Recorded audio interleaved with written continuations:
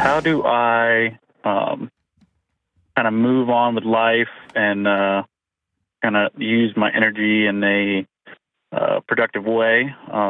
Little backstory: beginning of last year, I had a medical scare. I was in the hospital for a little while.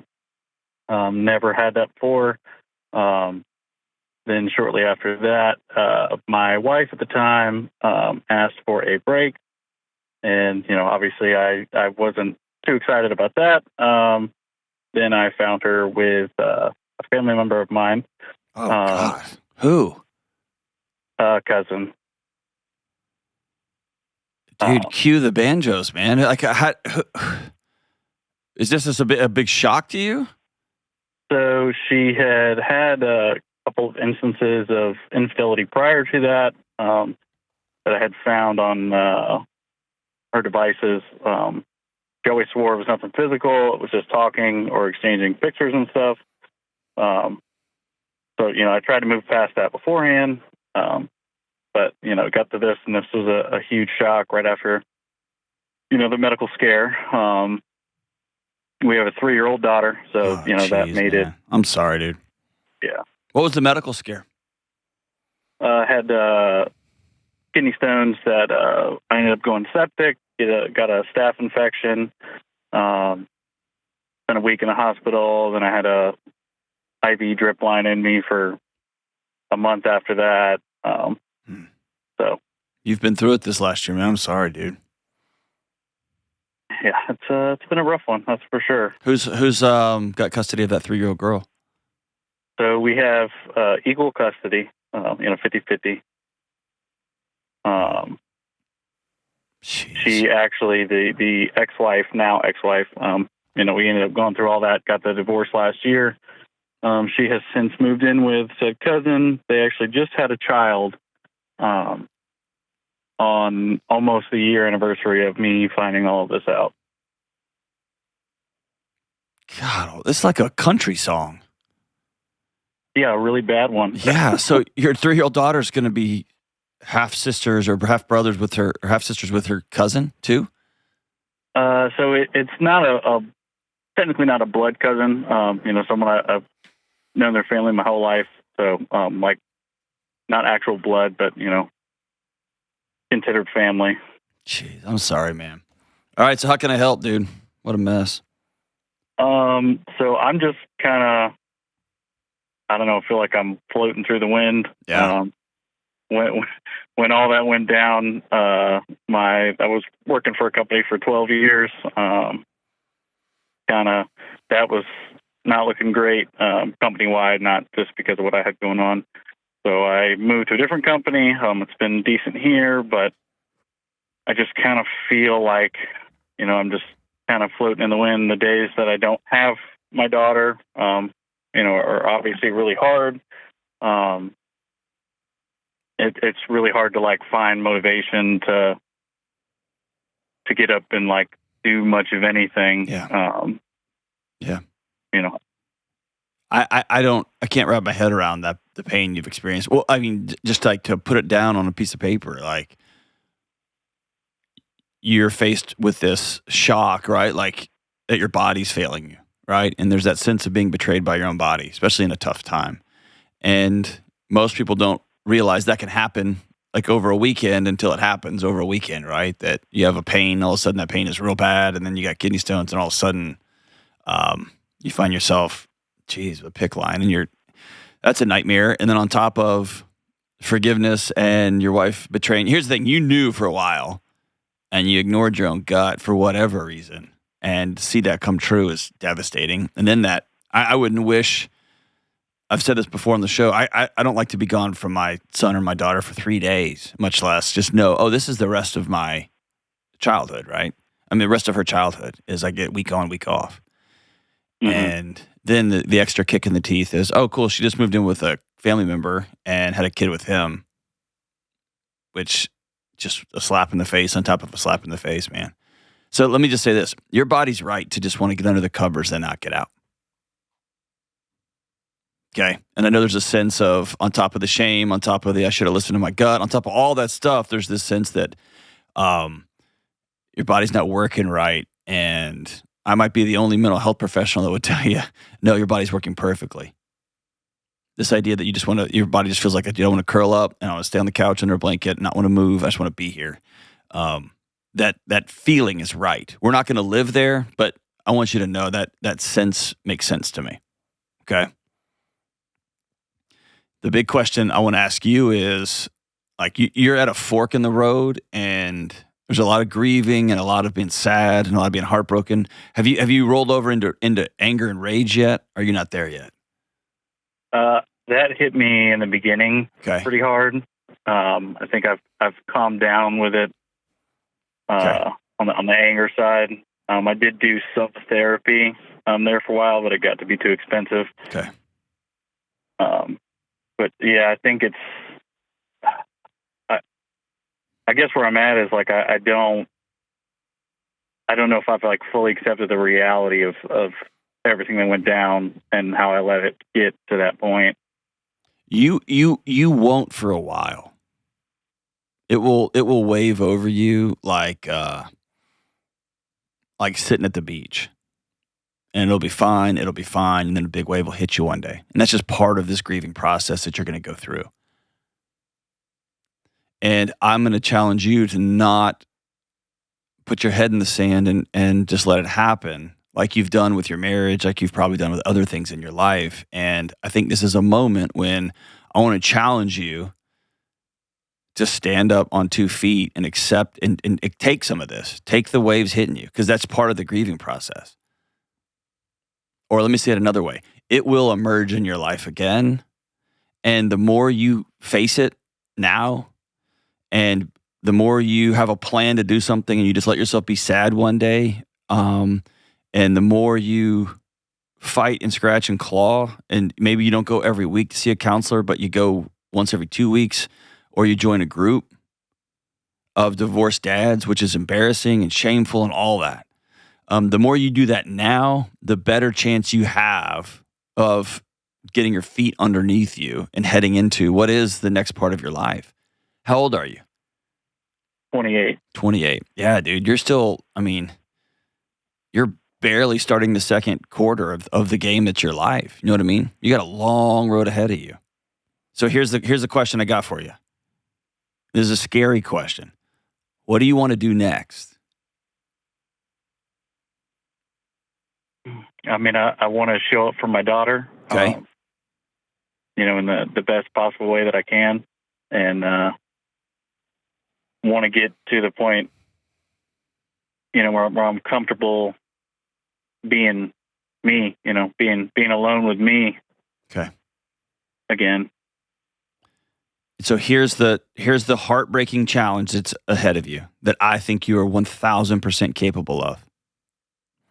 Is the way to show up for your daughter is to begin to keep your promises to yourself. And the way to keep your promises to yourself is to, get a group around. You cannot do this by yourself. Grief demands a witness, as Kessler says. You got to have a group of people, a group of guys that you can call, you can text, that on a regular basis you sit with. And that can be a group, that can be a couple of buddies who just show up at your house on the alternate weeks when your kid's gone, and you just say, I'm going to do grilling night, and they show up on Wednesday nights and y'all grill out and have a beer and laugh or watch old Will Ferrell video, but you got a group of guys with you. And I'm not saying it has to be kumbaya and you don't have to sit in the circle and sing songs and hold hands. That's not what I'm talking about. But it's this sense of, I'm going to not intellectualize this. I am going to prove to my body through repetition that I'm worth having friends and I'm worth people being around. And then you're going to have to make some choices about, on the days I don't want to, especially on the weeks off, I'm going to get up and I'm going to go work out.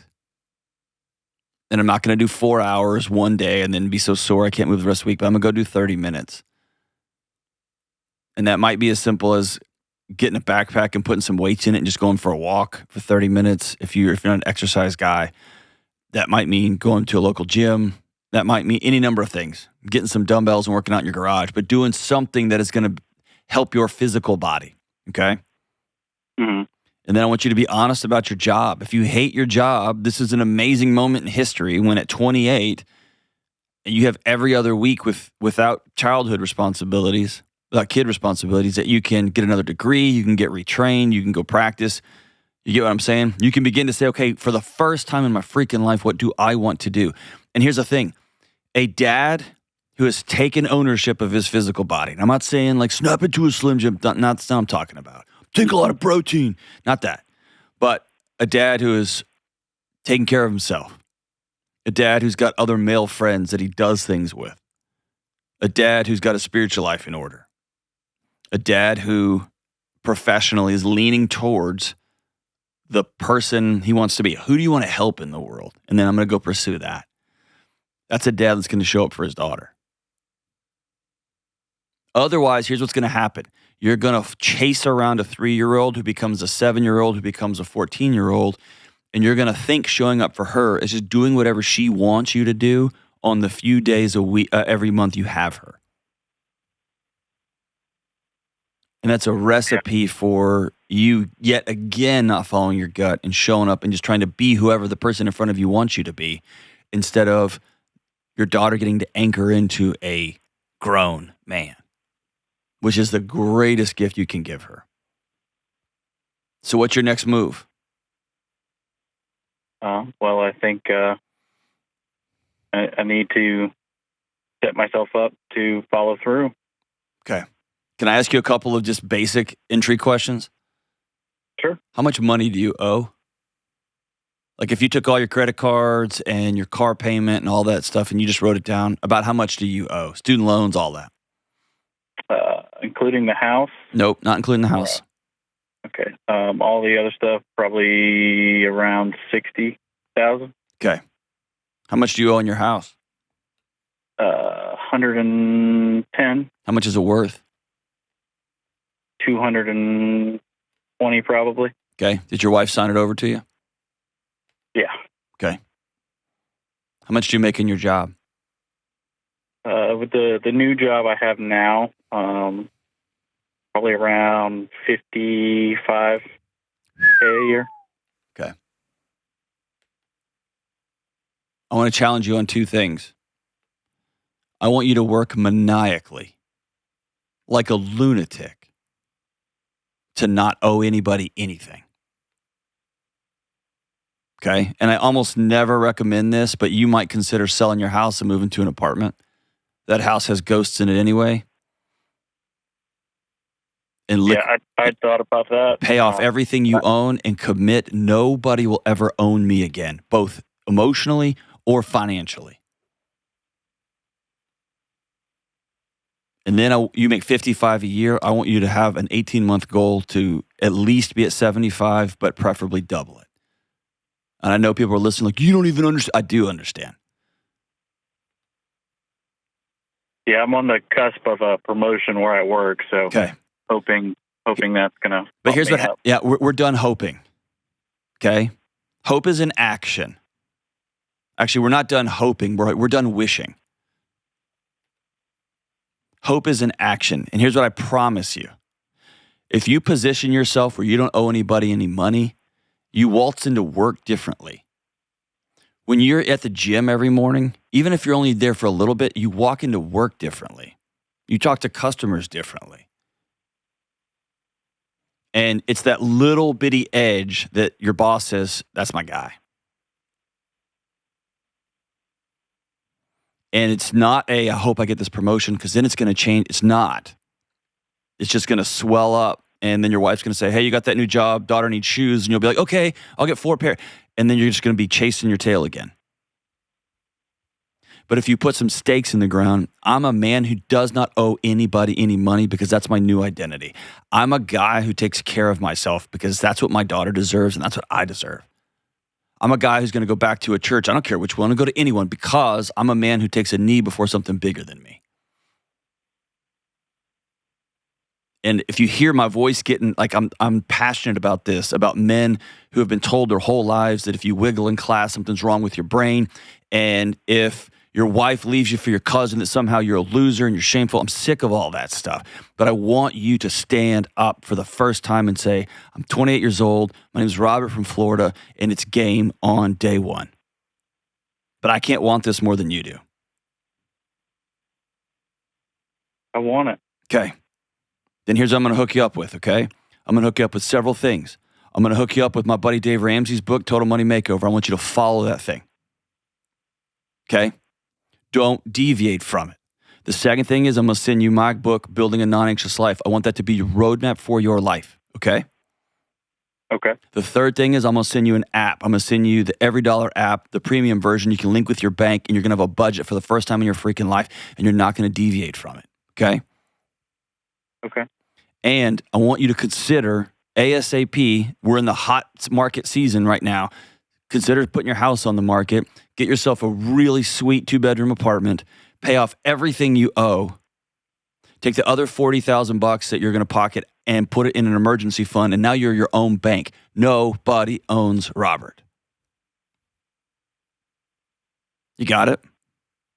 I do. And then I'm going to hook you up with a few months free with my friends at Trainwell. And I'm going to give you, it's going to be an app and a personal trainer. And I want you to start exercising today. Okay? Okay. Awesome. Game on? Game on. Day one. Here's the deal. You got to call me back in 90 days. I want to hear where you're at. Okay. Here's my hope for you. In 90 days, you don't owe anybody anything. You got 90 days of exercise and you're down 10 pounds and you got this promotion and now we're moving. And now your daughter's going to walk into the house and feel, because the life she lives at the other house is chaotic and kinetic, and she's not going to get that at dad's house. She's going to get something at your house that every kid in the world is desperate for and very few kids have anymore, and that is peace. Day one, brother. Game on. You call me anytime, man, but I want to hear from you in 90 days and see where you're at.